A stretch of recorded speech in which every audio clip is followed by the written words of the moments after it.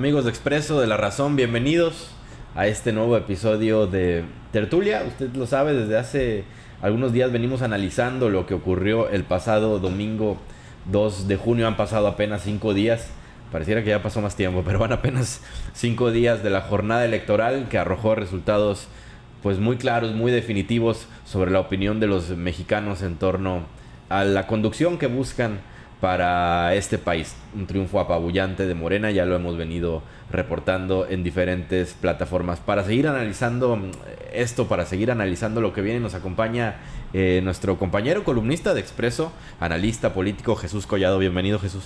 Muy buenas tardes, Miguel. Buenas tardes, Pedro Alfonso. Mucho gusto en saludar a toda la audiencia que tiene este espacio. Gracias, mi compañero Pedro Alfonso.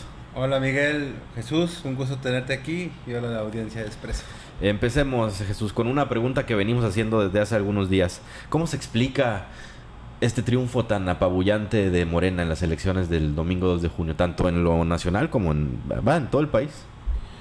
Bueno, yo creo que ahí, para poder tener un contexto completo que quizá nos saque de la narrativa ensimismada en la que hemos estado metidos, la derecha opositora que tiene un discurso contrario al gobierno prácticamente desde que Andrés Manuel López Obrador era presidente electo y después en su ejercicio de la función, tendríamos que retirar un poquito la mirada para ver en dónde se origina este movimiento opositor y si solamente es algo que está sucediendo en México, está sucediendo en otras partes.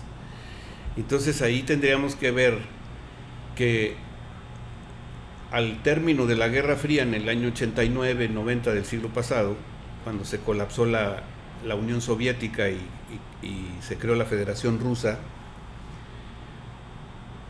empezó a surgir un capitalismo de nueva factura, que es el neoliberalismo. Aparte de la democracia liberal en la que había la propuesta contraria, que era la del socialismo institucionalizado en algunos países del llamado bloque socialista, que desaparecen prácticamente todos después de la caída de la Unión Soviética. Entonces aparece una modalidad nueva de este capitalismo, el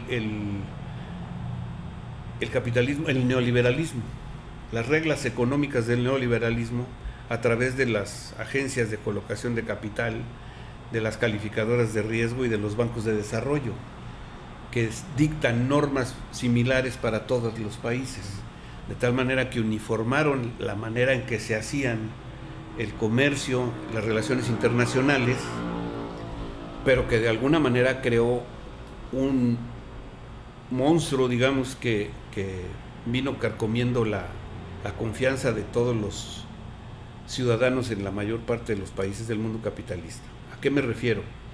A una acumulación de capital como la que no se había visto nunca en la historia económica del mundo. Es decir, para ilustrarlo rápidamente, el 1% de la población mundial es dueña del 90% del Producto Interno Bruto de los países. Pero para ilustrarlo más rápido, en México, es decir, hay 10 mexicanos, hay una revista que se llama Forbes, que hace una especie como de ranking mundial, una clasificación mundial de los más ricos del mundo. Para pertenecer a este selecto grupo se tiene que tener por lo menos $1 billón, es decir, 1,000 millones de dólares para poder entrar a la lista, y no en el primer lugar. Entonces, hay 10 mexicanos, por decir, los que aparecen, los 10 mexicanos que aparecen en la lista, los primeros 10 tienen más de $1 billón, y para ilustrarlo, cualquiera de ellos, de estos 10 mexicanos, tiene más dinero que Donald Trump. Cualquiera de esos 10. Esos 10 mexicanos, si se toma en cuenta el Producto Interno Bruto de México y luego el Producto Interno per cápita, esos 10 mexicanos tienen más dinero que 15 millones de mexicanos. Ellos 10 solos. Entonces, si alguien me pregunta, ¿por qué crees que 35.925.000 mexicanos votaron por Claudia Sheinbaum? Por eso. Porque esto es algo que produce un disgusto muy grande en los pueblos de todo el mundo. Es decir, llegamos al punto en que unas cuantas personas son dueños de la riqueza de todo un país completo. La lista de México no se detiene en 10. Pueden ser 200 o 300 los que tienen el 90% del Producto Interno Bruto del país. Es decir, 300 personas tienen más dinero que 125 millones de mexicanos. 200 o 300 estoy diciendo, ¿eh? Sí. Entonces, si queremos encontrar una razón profunda de qué es lo que pasa, pues que hay una profunda desigualdad.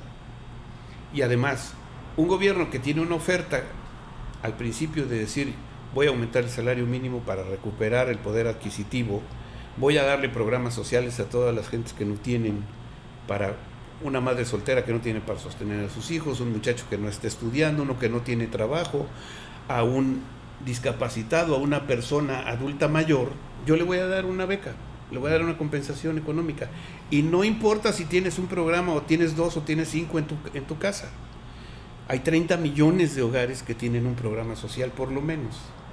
Pero además, 12 millones y medio de trabajadores asalariados se beneficiaron del aumento del salario que empezó en el inicio del sexenio y que empezó en 77 pesos y ahorita está en 240 pesos.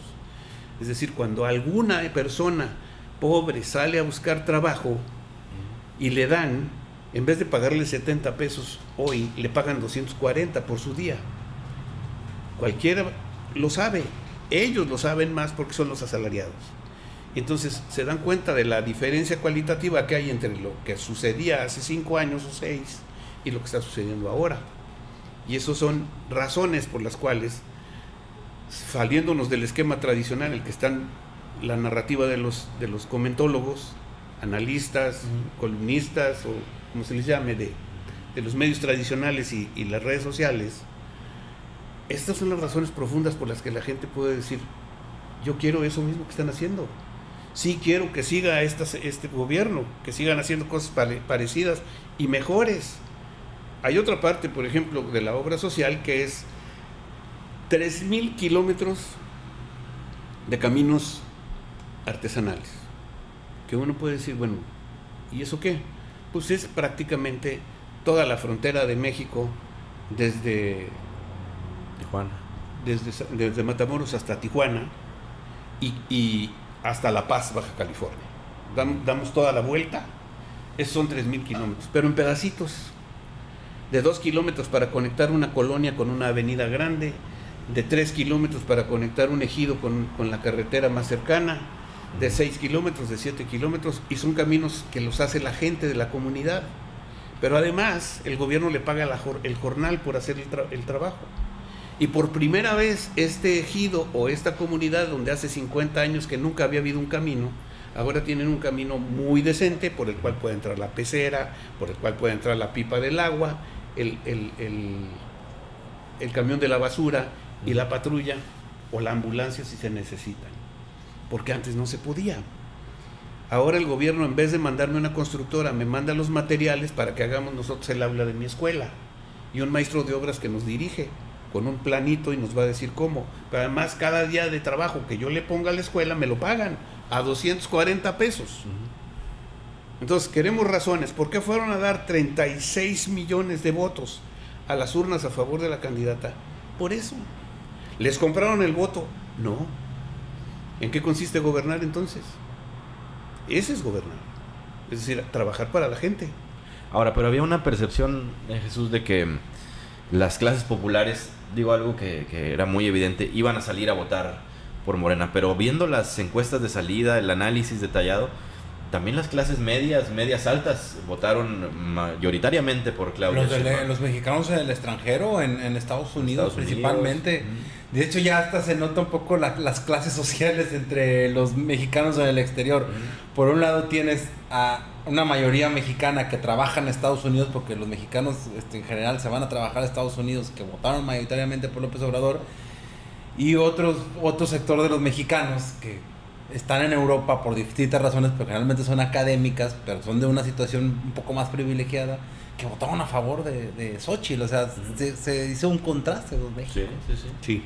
Y además hay una cosa, lo que yo creo que es ha ido haciendo es ganando voluntades. Yo siempre he sostenido una cosa cuando empecé a ver el movimiento de López Obrador antes de que llegara a la presidencia de la República.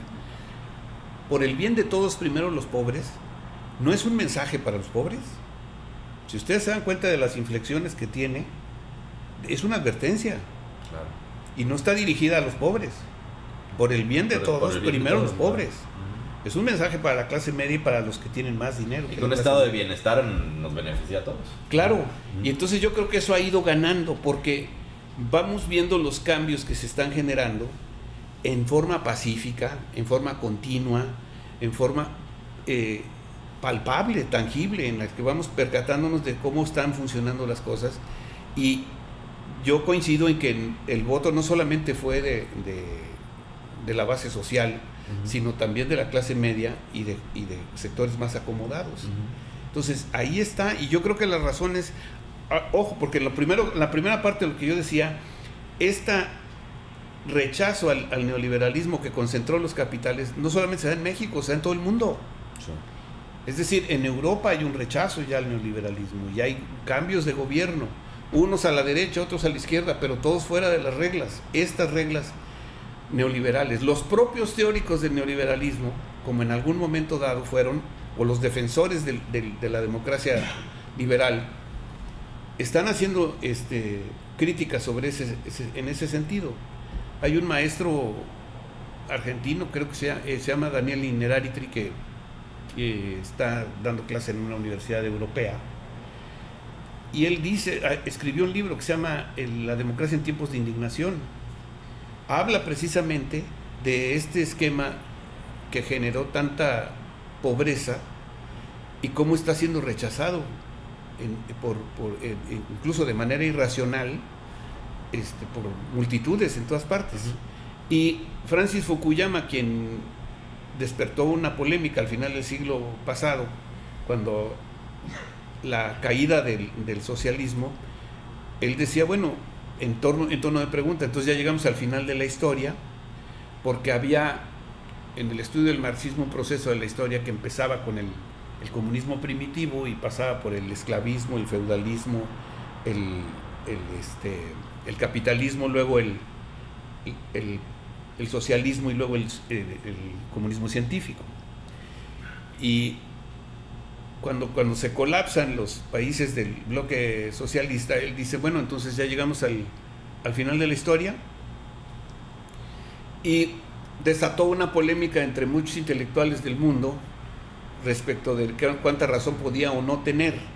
Sin embargo, 30 años después, Fukuyama escribe ahora sobre la necesidad de rescatar la democracia liberal y hace una crítica muy severa al neoliberalismo como una forma de opresión y como una forma de acumulación de capital que generó desproporciones inmensas. Inclusive cita a algunos de los ricos mexicanos, esos a los que yo me refiero, como ejemplos de la forma de acumular capital desmedido.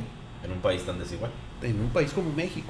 Una de las razones fundamentales por las que yo creo que tiene éxito esta propuesta de Morena y de López Obrador y ahora de Claudia Sheinbaum es precisamente su lucha contra la desigualdad, contra la corrupción y contra la impunidad. Y está llamado a vamos a hacer las cosas por el bien de todos en favor de los pobres, ¿no? Jesús, ¿y tú consideras con el resultado y con las condiciones en las que termina la oposición, pero a la vez con las críticas que ya se están dando también al sistema neoliberal desde la oposición, tú ves en México actualmente, después de este resultado tan aplastante de Morena, una alternativa de oposición que venga con el sexenio de Claudia Sheinbaum? Mira, yo creo que es importante siempre que haya una voz disonante para que nos haga reflexionar si se fortalecen nuestras convicciones, me refiero a la corriente dominante, o si hay necesidad de atender a la crítica y decir si hay cosas que están mal y hay cosas que se tienen que cambiar. Digo, es una gran noticia que el gobierno nuevo vaya a tener todo el apoyo que le han dado los mexicanos y que tenga la posibilidad de ejercer la iniciativa de reformas a la Constitución y a las leyes. Eso dice el artículo 39 constitucional. Es el pueblo soberano quien tiene la facultad de determinar la forma de su gobierno en todo tiempo. Es decir, si 37 millones, 36 millones de personas dicen, aquí está, toma el poder, hazlo, esa es la voluntad del pueblo soberano, que puede determinar que cambie la forma de su gobierno. Y lo estamos haciendo por la vía pacífica. También puede suceder que se haga mal empleo de ello y que se cometan excesos. Y entonces ahí la presencia de una oposición eficiente nos sirve. Una oposición eficiente, no una oposición que siente que se enfrenta a 20 millones de votos de diferencia y dice, voy a impugnar. ¿Qué vas a impugnar? Quiero voto por voto. Le aparecieron casi 2 millones de votos más en el voto por voto de la revisión. Es decir, le dijeron, sí, claro. El presidente dijo, sí, que revisen todo. Y la presidenta o la candidata ganadora dijo, sí, claro que sí, voten voto por voto y casilla por casilla. Y entonces, de 33.900.000 en que estaba el recuento del PREP, a la hora que se contaron bien los votos a petición de la oposición, quedó en 925. Ok. Esa no es la oposición que necesitamos. Una oposición que dice, de todos modos voy a impugnar porque la violencia generalizada impidió el voto. Pues no. En el lugar donde habían, desgraciadamente, privado de la vida a un candidato, la gente en ese mismo lugar llegó a votar. Cuando cualquier cosa podría indicar que no iban a ir por el miedo, asustados por lo que había sucedido, y la gente fue. Sí.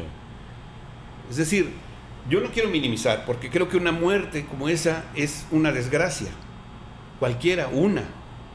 Pero estamos hablando de que contabilizaron 37 personas que perdieron la vida entre aspirantes y candidatos en un universo de 20,000 puestos de elección popular y de el triple de candidatos, porque cada partido o cada coalición postuló. Entonces, 37. Y dice la señora que fue candidata de la derecha, voy a pedir que se investigue a fondo, lo cual contiene una insinuación muy grave. Es decir, estamos hablando de gentes de todos los partidos, y cuando ella dice quiero que se investigue a fondo, ¿a qué se está refiriendo? ¿Hay una mano ejecutora de ese tipo de violencias como una sola? Porque la insinuación es grave. ¿Realmente necesitamos ese tipo de oposición, o necesitamos una oposición que razone, que vaya más al fondo, que nos explique bien en qué partes se están cometiendo cosas equivocadas o en dónde está torciendo el camino el gobierno, por qué no está siguiendo la ruta que se debe? ¿Y desde dónde podría articularse esta eventual opción de oposición pensando en lo que viene para México? Veo en este momento un debate al interior mientras pasa todo esto, que se están relamiendo las heridas, están echando culpas, repartiendo responsabilidades, como una especie de inicio de debate. Por un lado, la gente más cargada hacia Acción Nacional, hacia la derecha, los más radicales, quizás Lili Telles, ese tipo de personas, diciendo, ¿saben qué? Lo que hay que hacer es radicalizarnos, quitarnos las máscaras, irnos más hacia la derecha, a lo mejor pensando un poco en el modelo de Milei en Argentina. Por otro lado, veo a la gente más progresista, entre comillas, diciendo, no, a este gobierno de Morena solo lo podemos rebasar por la izquierda, con propuestas más progresistas, de corte de una socialdemocracia. ¿Hacia dónde va el país en ese sentido? ¿A quién le verías más posibilidades de plantearle cara a Morena? Fíjate, yo primero que nada pensaría en una cosa. ¿Qué representa Morena? Morena se ha autodefinido como un gobierno humanista, pero la candidata y ahora presidenta virtual, le preguntan ¿para dónde va? Ella dice, yo quiero que sigamos en un modelo de libre comercio, libre mercado, en donde los hombres de negocios atiendan sus negocios y paguen sus impuestos, y pone de ejemplo el Tratado México, Estados Unidos, Canadá, el TEMEC, y en el que el gobierno extienda los beneficios del estado de bienestar hacia la salud, la educación y la construcción de la paz. Dice ella, y hace una definición.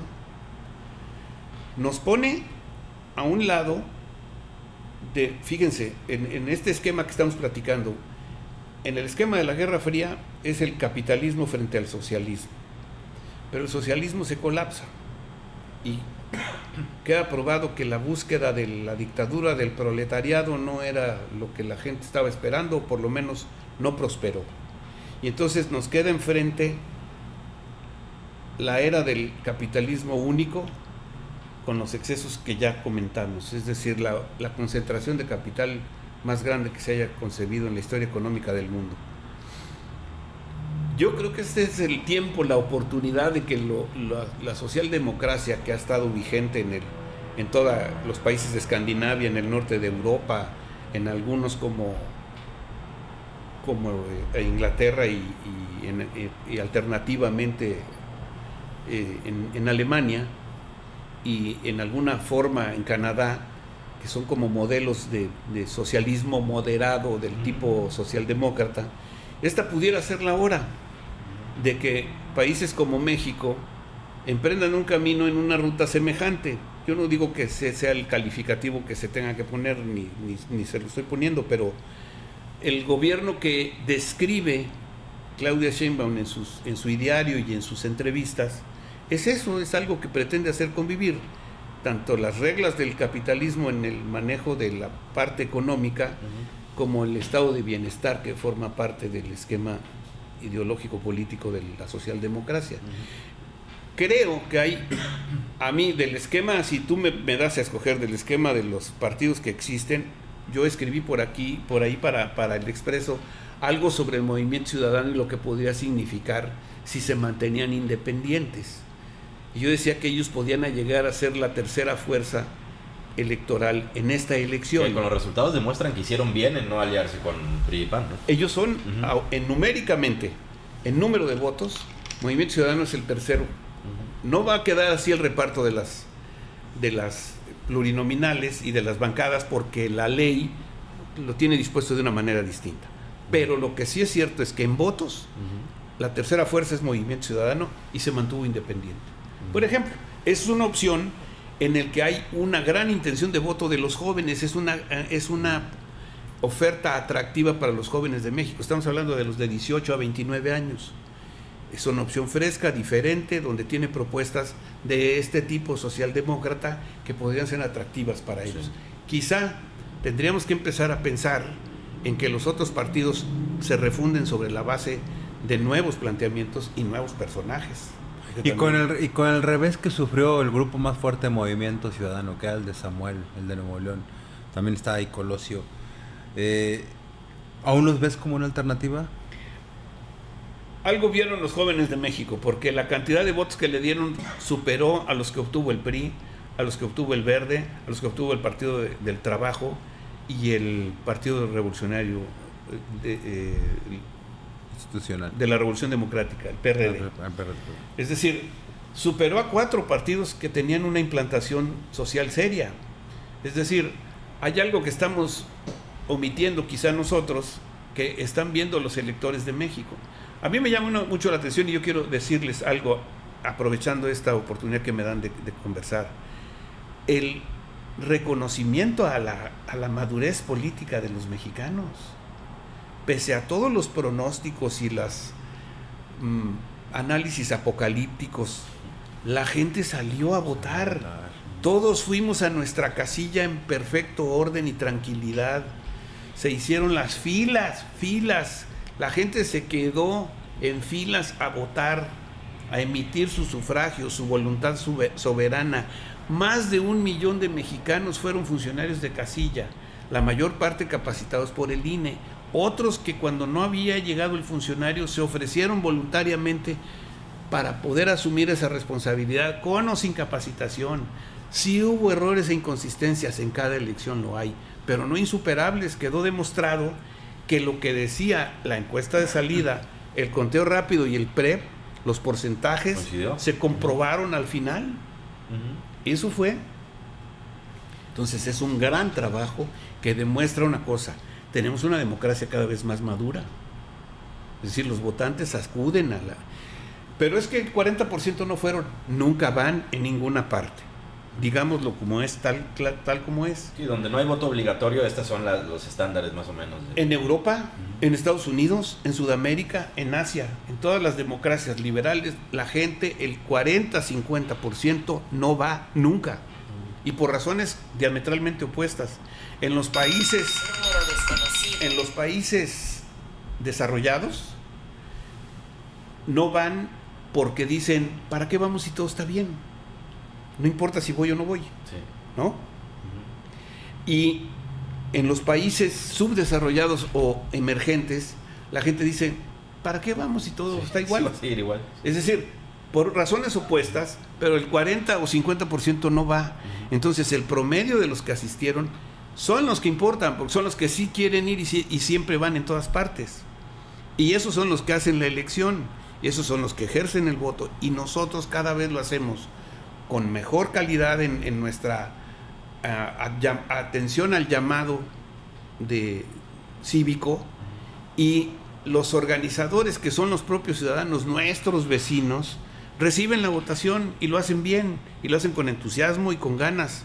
Y entonces el ejercicio resulta en esto que estamos viendo ahora, en forma pacífica, tranquila, verdaderamente admirable. Tenemos una votación de 60 millones de personas que están diciendo qué es lo que tiene que qué rumbo tiene que seguir el país. Y eso es muy valioso. Y entonces los partidos tienen la obligación ahora de estar a la altura del reto. Es decir, a mí me parece que Movimiento Ciudadano está haciendo un buen esfuerzo y que tendrían los otros que hacer algo semejante.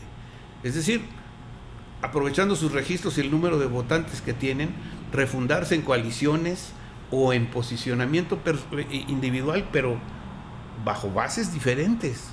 Es decir, el rechazo es tan grande que deberían reflexionarlo. Ya esbozabas hace un momento, Jesús, el tipo de presidenta que parece que va a ser Claudia, o lo que ella plantea al menos en estos primeros indicios después de su triunfo. ¿Cómo hace la relación con el ahora presidente López Obrador? O más bien la pregunta sería, ¿qué tipo de expresidente va a ser López Obrador? Porque hasta hace algunas semanas él había sido muy insistente en que se viera a su rancho y no va a atender a nadie y no iba a inmiscuirse. Hoy matizó un poco, hoy en la mañana dijo, solo voy a atender llamados de mi presidenta, lo cual se entiende, y dijo, y voy a permitirme, si llega el caso, disentir en lo que yo considere. Es decir, va a tener una opinión. Algo que no había dicho. ¿Cómo ves esa relación? Fíjense una cosa que es muy, muy, muy interesante, porque qué bueno que lo están tocando, porque nos hemos quedado con una narrativa encerrada, que es a lo que yo llamo estar en esta burbuja en donde todo el análisis se va a exactamente lo que nos quieren decir los que tienen la oportunidad del acceso a la comunicación masiva. Y luego nos venden cosas como si fueran en automático, las tenemos que digerir tal y que en ese proceso electoral creo que son uno de los grandes perdedores, la comentocracia, ¿no? Sí, pero fíjate, ellos dicen, y llegamos a ver excesos como los que recientemente se vieron. La democracia empezó en el año 2000. La transición democrática dio inicio. Cuando les quitamos las cadenas, dijo por allá alguien. Denise Dresser. Otro dice que la democracia está en terapia intensiva, está moribunda. Y hablan de esta democracia que ellos creen que inventaron, se sienten así como los padres fundadores, son así como George Washington y Benjamin Franklin y John Adams y Hamilton, ¿no? Redactando el Bill of Rights de los Estados Unidos, pero no es cierto. Es decir, México es un país que hace una revolución en 1917, tiene una guerra cristera en los años 20, sufre la muerte de un presidente electo en 1928 y genera un partido que representa a los revolucionarios, a los hombres que hicieron la revolución. Invita al presidente Calles a la creación de un sistema de partidos. Inicia la vida institucional de México. Se crea el Banco de México, se crean las leyes, se crean las instituciones, empieza una evolución, cierto, con muchos visos de autoritarismo. Desde luego, eran los cuates que habían hecho la revolución y sentían que los únicos traían cómo hacerlo eran ellos. Y por muchos años todos los partidos políticos nacieron del propio PRI. menos Acción Nacional. Acción Nacional surge contra el gobierno de Lázaro Cárdenas en 1938 y con Manuel Gómez Morín al frente. Entonces, hubo una democracia, había elecciones periódicas, hasta llegar al año 82, en que llega Miguel de la Madrid y empiezan a hacer un viraje, por cierto, con 152% de inflación en el sexenio, de cada año. Sí, cuando dicen, nos quieren poner como Venezuela. No, ya fuimos como Venezuela y no estábamos en manos de Morena, ¿eh? Ya fuimos como Venezuela. Se tuvo que reinventar la moneda. A ver, comprábamos zapatos de a 250,000 pesos el par y coches de 40 millones de pesos. Eso no lo estoy inventando, ahí está. Ya, nos quieren hacer como Venezuela, pero los únicos que hacen manifestaciones caceroleras son del otro lado. Yo no he visto manifestaciones chavistas ni orteguistas en México, pero las otras sí las hemos visto en la calle. Sí. Entonces, estamos enfrente de un momento crucial en el que López Obrador hizo un gobierno en el que dijo, no va a haber residencia oficial de Los Pinos porque es excesiva. No me voy a subir al avión presidencial. No voy a tener 9,000 soldados del Estado Mayor Presidencial a mis órdenes, ni presupuesto especial para eso y para otras cosas.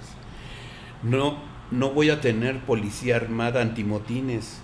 Desapareció el cuerpo antimotines y a los policías que acuden a ver van con un escudo de policarbonato y sin macana. Pero además se los pongo muy sencillo. ¿Dónde están los presos políticos de López Obrador? ¿Dónde están los heridos y los muertos? ¿O los presos? No hay, porque no los hizo. Es decir, nos dijo que no lo iba a hacer. Y 6 años después sabemos que no lo hizo. ¿Dónde están los periodistas presos por ejercer su libertad de expresión? Tampoco los hay. ¿Dónde están los opositores en la cárcel del régimen autoritario, tiránico y dictatorial? No los veo.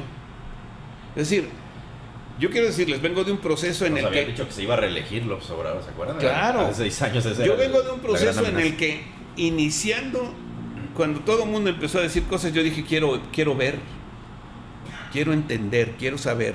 Entonces traté de hacer un ejercicio de abstracción de todo el ruido que se estaba haciendo para empezar a poner atención en los resultados. Dejó a los niños sin cáncer, sin medicinas, y se empiezan a rezar los mantras. Pero, ¿cuántos días se quedaron sin medicinas?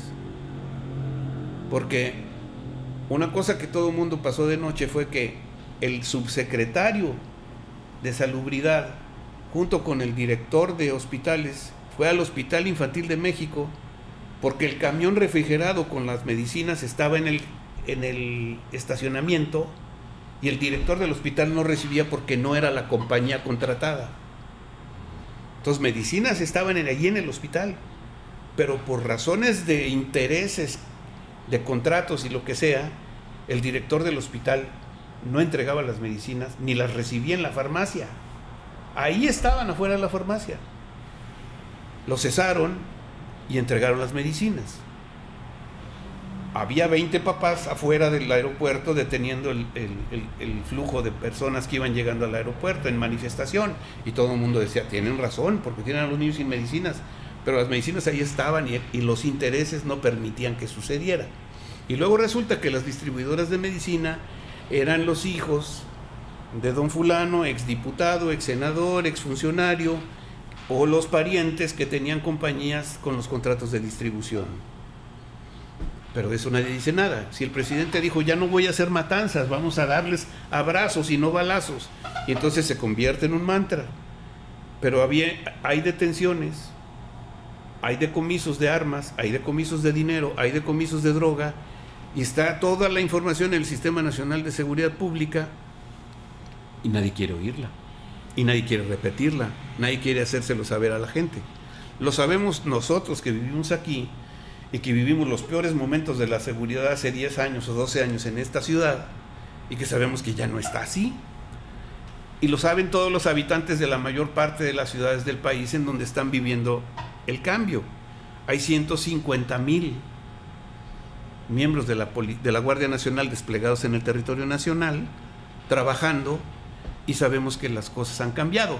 En los lugares donde nunca ha cambiado, están todavía, pero ahí hace 50 años, y hace 40, y hace 20, y hace 30, eran estados en donde siempre hubo ese tipo de delincuencia y ese tipo de ocupación en toda la costa del Pacífico. Jesús, mencionabas un tema muy importante sobre cómo todo lo que se pensaba del gobierno de Andrés Manuel López Obrador cuando llegó, y ahora hago la pregunta de acuerdo a la llegada de Claudia Sheinbaum, ahora con todo el poder que le otorgan a Morena desde el Congreso y hasta incluso desde los estados, ¿tú ves el riesgo de un autoritarismo, ya sea en su gobierno o de partido, como se llegó a dar en el esplendor priista?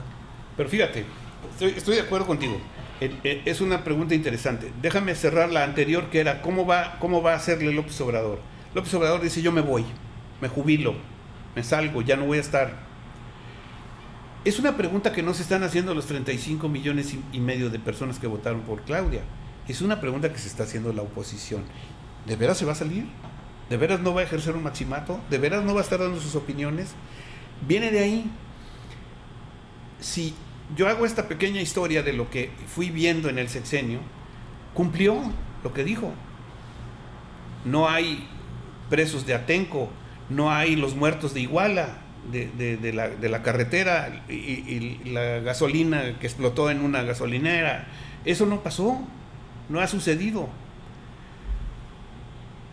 Entonces ya le creo porque ya lo vi hacerlo. No tengo razón para no creerle que se va a ir a retirar. ¿Cómo va a hacer Claudia Sheinbaum? Va a cometer excesos. Los 35,925,000 mexicanos que votaron por ella creen que no. Le están dando un voto de confianza, un bono de credibilidad. Lo quiere para bien, quiere la mayoría calificada para hacer los cambios que la legislación necesita para ajustarse al modelo de gobierno que quiero hacer. Fíjate, dicen cosas como que no quieren tener contrapesos, pero ¿cuáles son los contrapesos? En México se crearon institutos autónomos desde la llegada de Fox y desde Salinas y Zedillo. Se compartió la gobernabilidad a través del otorgamiento de institutos como si fueran prendas. Vamos a hacer un instituto de la transparencia y tú vas a poner al director y te voy a dar tu personalidad jurídica y tu patrimonio propio, y vamos a hacer otro de la COFECEL y vamos a hacer otro aquí. Y cada quien tenía su propio instituto. Se dieron como mecanismos de gobernabilidad, que no lo son. Cuando se crea un instituto autónomo en otro país que no sea tiene como propósito cumplir una función casi siempre transitoria. Cuando se cumplen los fines de la institución, se liquida la institución y cada quien se va para su casa. Son funciones delegadas del Ejecutivo. Y ahora se entregan como si fueran estancos de poder y delegaciones de mi función ejecutiva. En términos reales, no le hacen falta al país más que el poder ejecutivo, el poder legislativo y el poder judicial. Y el pueblo manda. Si yo digo todo el poder para este legislativo que va con esta presidenta, yo estoy dándole la oportunidad para que haga lo que me dice que va a hacer. Pero fíjense una cosa además. El día que sale como candidata al Zócalo, dice: aquí están 100 pasos de lo que voy a hacer. Pero además presenta un proyecto de nación y un plan nacional de desarrollo. No sé si ustedes ya lo vieron. Ya existe un plan nacional de desarrollo que el día 1 de marzo ella publicó y que contiene área por área lo que va a hacer el gobierno. Ella dice lo que se hizo, o sea, lo que ya se transformó, el diagnóstico de cómo está el área y lo que viene. Y además lo define detalladamente como cualquier plan nacional de desarrollo. y lo trae por todas las áreas de gobierno. Es decir, no hay engaño, ya lo tenemos, ahí está, y para eso le estamos dando el legislativo. Si vemos algo que no nos guste, tenemos la revocación del mandato y la elección de la mitad del sexenio. Podemos cambiar a los diputados, así como pusimos a todos, los podemos quitar. Esa es la facultad de que tenemos los ciudadanos. Entonces, yo prefiero verlo desde el lado positivo.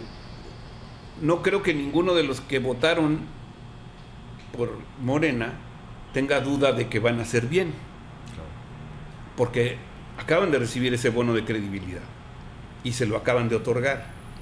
Claro, es una posición de la oposición, es que pueden cometer abusos. Sí, claro, potencialmente sí.